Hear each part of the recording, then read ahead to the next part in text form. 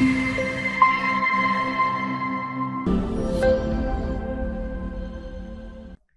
evening everyone. Welcome to Abhiram IAS Academy. This is Pavani Reddy Palla. I'm here to discuss the Daily Chronicle series. So let us start our newspaper discussion with the very important topic, that is the Governor signs ordinance to rein in the lending firms. So this topic is relevant for us in the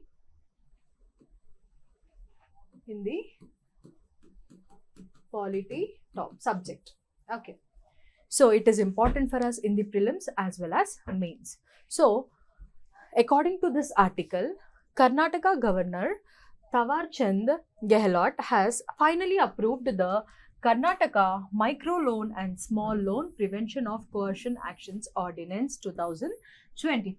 So it says that Karnataka Governor has approved the ordinance. So let us study in detail what is ordinance, which is very important for us in the polity subject. So ordinance can be promulgated by either the president at the center and the governor at the state level. Okay, so now let us study the details of the ordinance. So ordinance is a law that promulgated by the President of India only when the Indian Parliament is not in session. So what is a ordinance? Ordinance is similar to law. Then why is it formulated? Whenever the Parliament, Indian Parliament at the center is not in session, at that point of time, we will promulgate the ordinance to address any important issues or to have any certain type of laws, etc. Okay. So whenever the Parliament at the center level or the assembly at the state level is not in functioning, at that point of time, ordinances will be promulgated by the president at the center level and by the governor at the state level. Okay. The president will promulgate the ordinance based on the recommendations of the Union Cabinet. So it is based on the will of the Union Cabinet that the president will promulgate. It is not by his own wish. Okay. So President should act upon the advice of the Union Cabinet. At the state level, the governor will act upon the state cabinet. Okay. So they are not doing it by their own, but they are listening to the advice of the cabinet. Okay. So similarly, a governor of the Indian states will also initiate the ordinances similarly as the President of India. Okay. So here there is some important point you have to remember. So what is unicameral legislature? Unicameral legislation is at the state level, means that there is only assembly. So state legislative assembly, if it is present at the state, then it is called as unicameral legislation. It is nothing but the single house. What is bicameral? Bicameral means there is the state legislative assembly and also state legislative council. For example, we have Telangana. In Telangana, we have the assembly as well as the council. So governor of the state can promulgate when both of these houses are not in session. If any one of these houses are in session, then the governor is not going to promulgate the ordinance. That is one important point you have to remember for the governor's ordinance. Okay. So the assembly and council, if they are not in the session, then only we can see the governor's ordinances in the state. Okay. So what are the articles in the Indian Constitution which are dealing about the ordinances? So article 123 is dealing about the president's ordinance making power.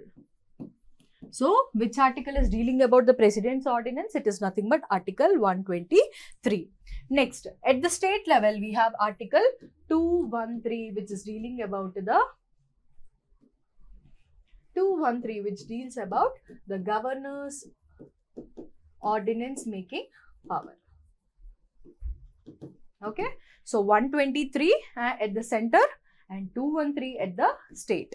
So these are two important articles which you have to remember for our prelims as well as in the mains point of view. Okay, now let us study the comparison between the president's ordinance as well as the governor's ordinance. Okay, so first point is he can promulgate the ordinance either Lok Sabha or Rajya Sabha is not in the session, or if both are not in session.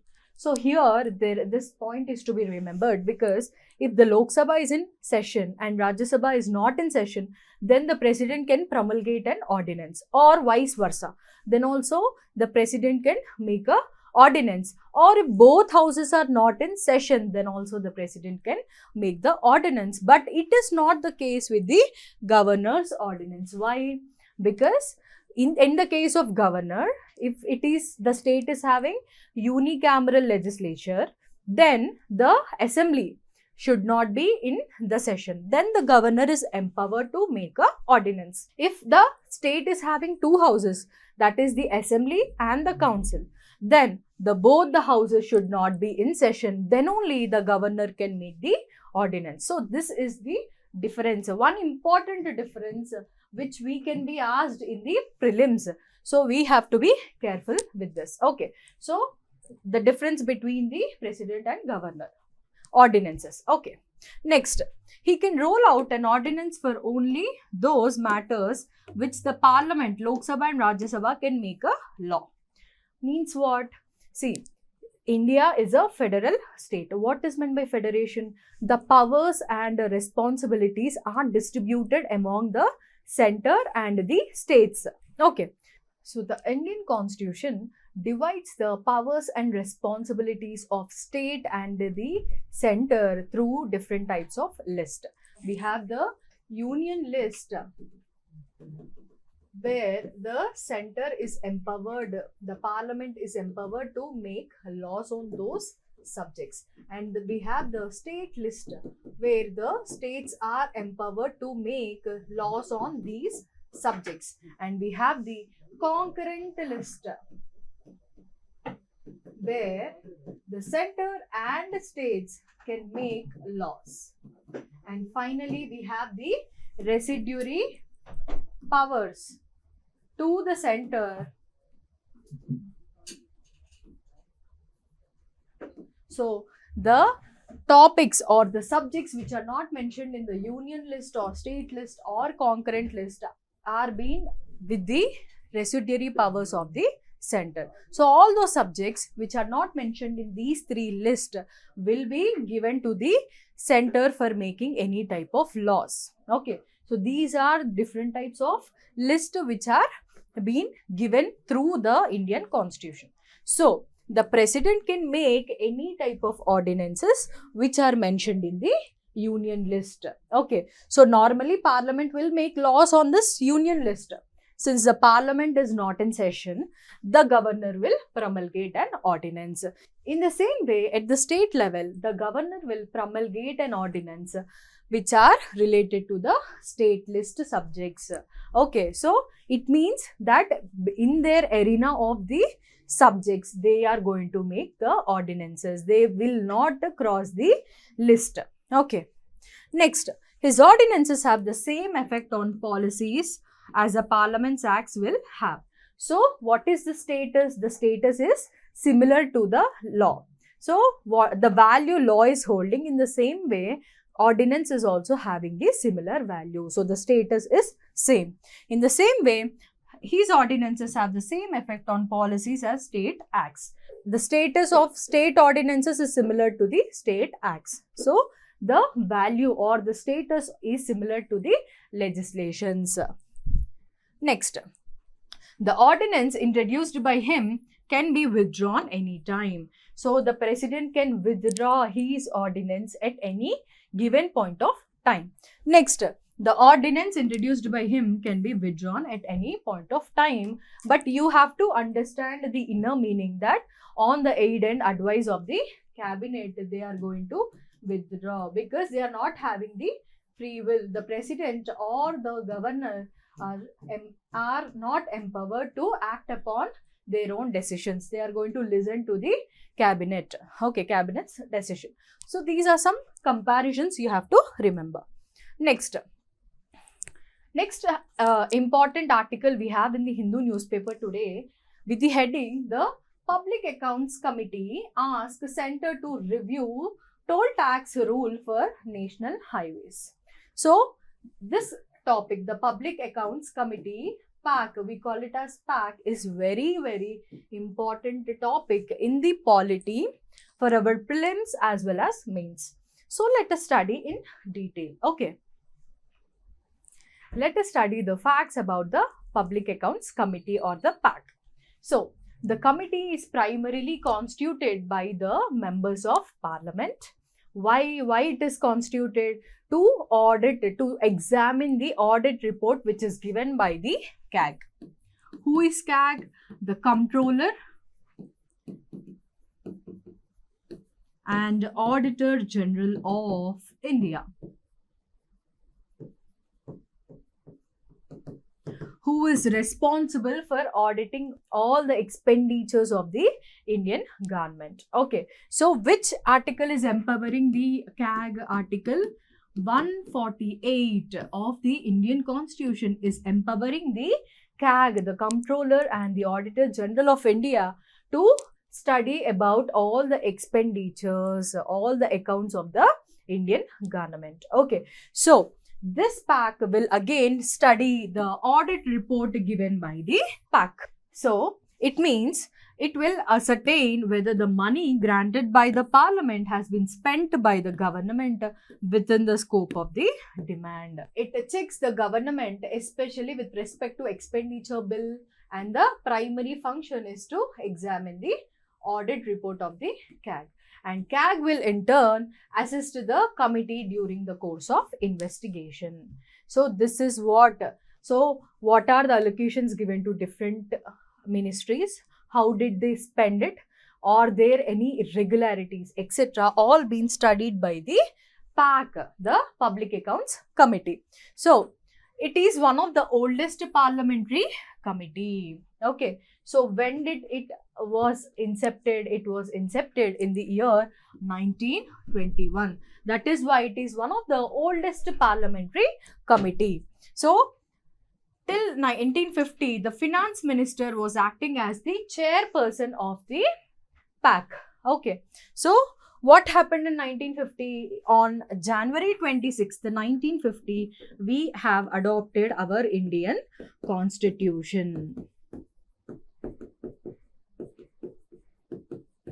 Almost for about 3 years of laborious work, we have completed the Indian Constitution on 26th November 1949. But 2 months later, because of its importance in the history of the Indian independence, we have adopted the Indian Constitution on 26th January 1950. So, from then onwards, the Speaker became the responsible person to appoint the chairman of the PAC. So, earlier it was the finance minister. January 26, 1950, it was the speaker who was given the responsibility of appointing the chairman of PAC. So, now let us see the composition of the PAC. So, PAC is consisting of 22 members,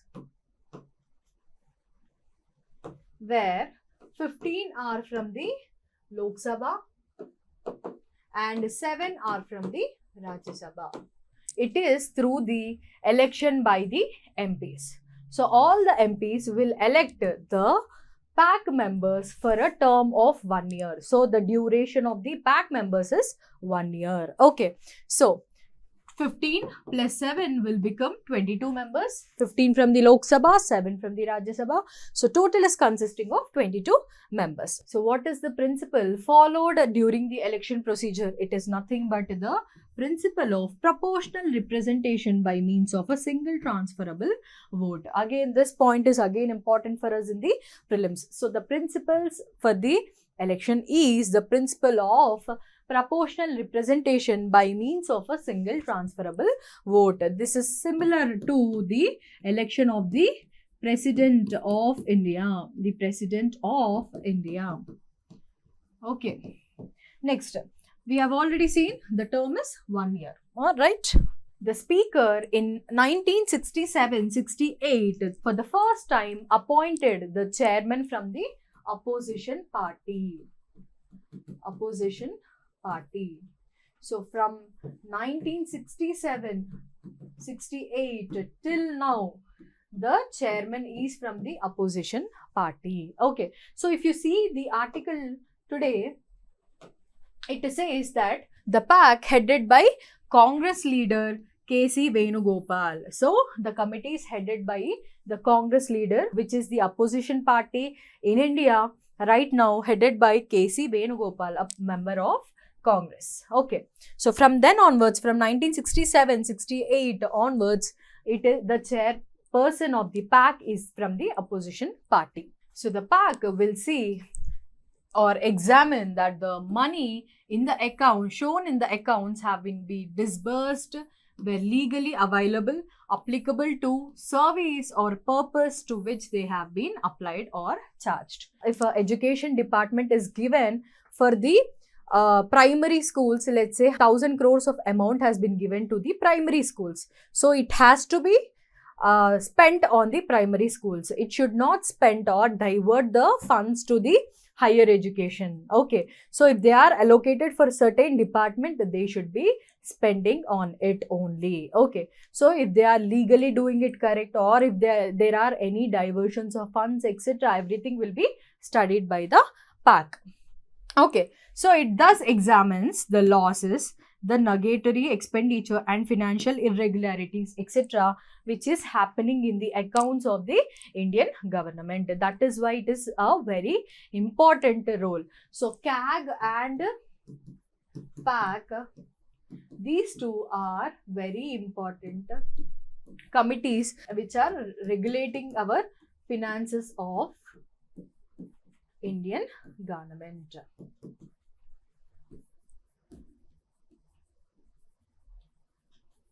Since the chairman of the PAC is from the opposition party, they will show unbiased participation in the auditing of the reports. Okay, auditing of the accounts. Okay.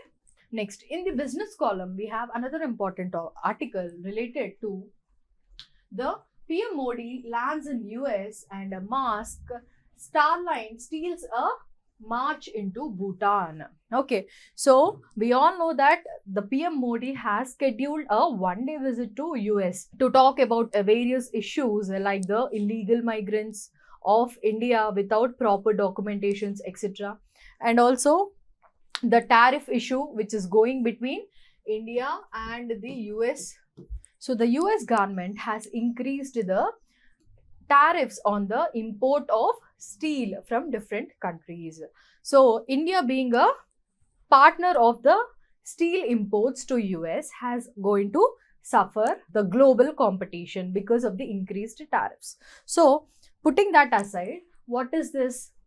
So the Starlink company of Elon Musk. So we all know Elon Musk is one of the richest persons in the entire globe, right? So his company, the Starlink, is providing the internet services to Bhutan, which is our neighboring country.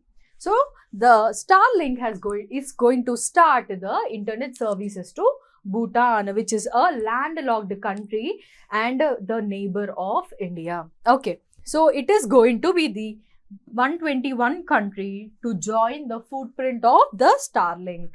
So the Starlink is one of the huge satellite network system which is providing the internet connections to almost 120 countries including Bhutan. Then what about India? So till now India has not been given permission to Starlink to start its operations. Okay, so why? There are security and privacy concerns.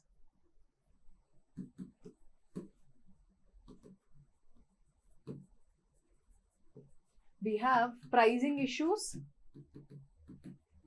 So because of high prices, we are not able to give permissions, and we have opposition from the local telecom companies. So because of these reasons, we are not able to give permission to Starlink to start its operations from India. Okay, so in this one day schedule, there may be discussion about the Starlink operations which in India. Okay, our next topic is related to the reservations in the Telangana state. So we have an article in our front page saying that the government to enact a law by March 1st week to back 42% BC quota. So what is the background for it? Recently, there has been a socio-economic caste survey conducted in the Telangana state. So based on the results of that survey, the government of Telangana, which is led by the Congress government, wanted to introduce a 42% BC quota bill in the Telangana state. So now let us study the details of the reservations, because it is very important topic in our polity subject, right? So what are the articles which are dealing with the reservations?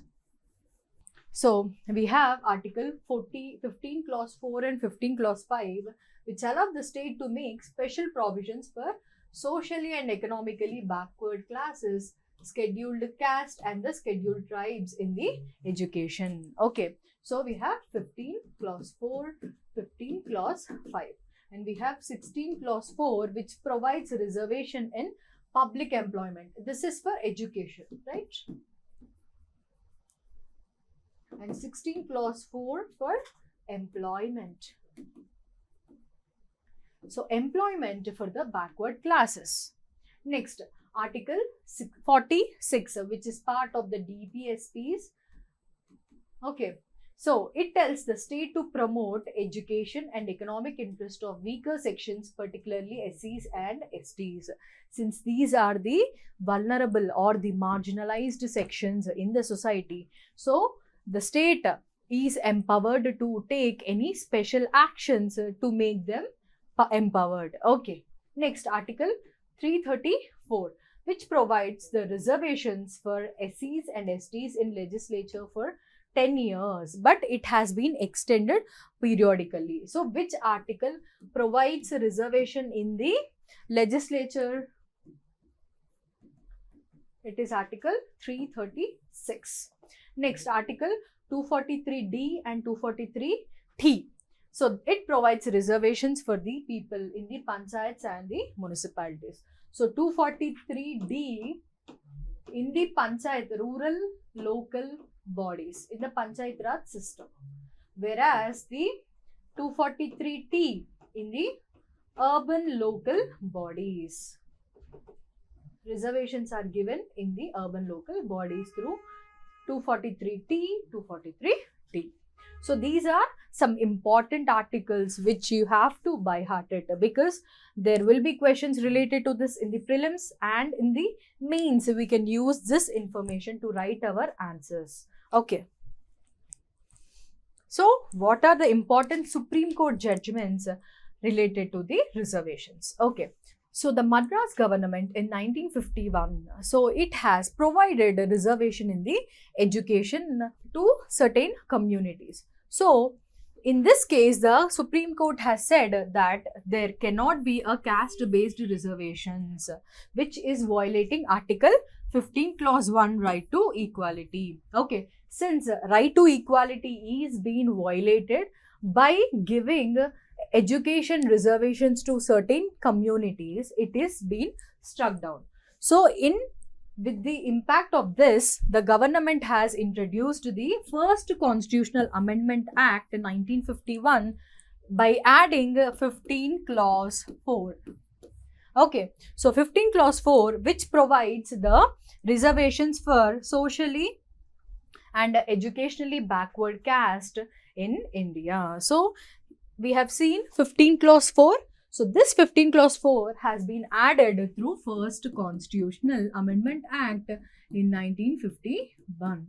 So which is providing reservations in the education, right? The next important case is the Indira Sabni versus Union of India case in 1992, which is popularly called as the Mandal Commission case. So what is this issue? Based on the Mandal Commission report, OBCs were given 27% of reservation. Okay, so this reservation has been challenged in the court. Okay, so based on the Mandal Commission report, there was 27% reservation given to the OBCs. So which was challenged in the court, and the Supreme Court said there can be reservations to the OBCs, but the entire reservation should not exceed 50%. Means what? It should be less than 50%. So combined reservation of SCs, STs, the PH, etc. with OBCs together must be less than 50%. So that was the judgment given in this case. So it also introduced about the creamy layer. So the economically and advanced individuals among the other backward caste must be excluded from reservation benefits. Okay, so the category of people who are economically advanced individuals must not be provided the benefits or the fruits of reservation. This was given under the verdict of the Mandal Commission case. Okay, so and also they cannot apply for the promotions in the government jobs. So this was the one of the important judgment given by the Supreme Court. Third important case is M. Nagaraj versus Union of India case in 2006. So what is the issue? The issue is the reservations in the promotions for SCs and STs under Article 16 Clause 4A. So under 16 Clause 4A, there have been reservations given to these communities in the promotions of government jobs. So what was the verdict given by the Supreme Court? It held that the reservations can be given to these communities under 3 conditions. So what are those conditions? Number 1, it has to prove the backwardness of the community. Number 2, it should have the underrepresentation in the services. That particular community should have underrepresentation in the services. And number 3, the administrative efficiency must not be compromised based on the rule of reservation. So it should be backward, it should be underrepresented, and the administrative efficiency must not be compromised. So based on these 3 conditions, the reservations are being upheld by the Supreme Court. And again, we have the fourth important, Jarnail Singh versus Lakshmi Narayan Gupta 2018. So what was the issue? So it was the issue related to the requirement to prove backwardness of the SCs and STs in the promotions. So it is related to this one only. So SCs and STs, what the Supreme Court has said, it has to prove the backwardness, right? So the verdict came that the SCs and STs need not prove the backwardness for reservation in the promotions. So earlier it has said to prove the backwardness of the community, but in the 2018, the Jarnail Singh case, it has withdrawn. Okay, so there is no need to prove the backwardness of the communities. Okay, so that is another important case. Next, fifth one is about the EWS reservation issue. So Janhit Abhiyan versus Union of India case 2022. So what is the issue? So the 103rd Constitutional Amendment Act in 2019 has introduced 10% reservations to the unreserved category. So this Constitutional Amendment Act has been challenged in the Supreme Court. So what the verdict came? So the Supreme Court upheld the EWS reservation. Okay, so EWS reservation based on the economic backwardness can be given. The reservations can be given through the economic backwardness. Okay, so EWS reservations were also upheld by the Supreme Court.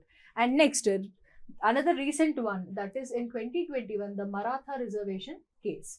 So, where the Maharashtra government has introduced 16% reservations for the Marathas. So, 16% reservation to the Marathas, where it has led the breach of 50% total reservation cap given by the Supreme Court in the Indira Savni case. So, the famous Mandal Commission case in 1992. So, the Supreme Court said that the total reservations, including all the communities, must not be exceeding the 50% cap. So, but in this case, the Maharashtra government has breached that 50% reservation cap. So, what the verdict given by the Supreme Court?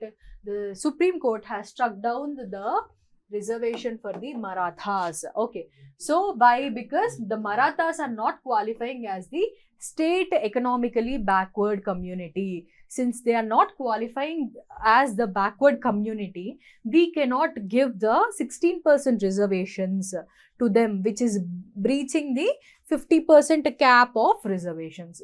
So these are some important cases where you have to remember regarding to the reservations. So in the Telangana government, we are going to introduce a 42% BC quota. Okay, so we have to wait and see what the center is going to do, what the Supreme Court is going to react on this. Okay, so these are the important articles for today. So let us continue our class tomorrow. Thank you so much. Please like and subscribe to Abhiram IAS Academy. Thank you.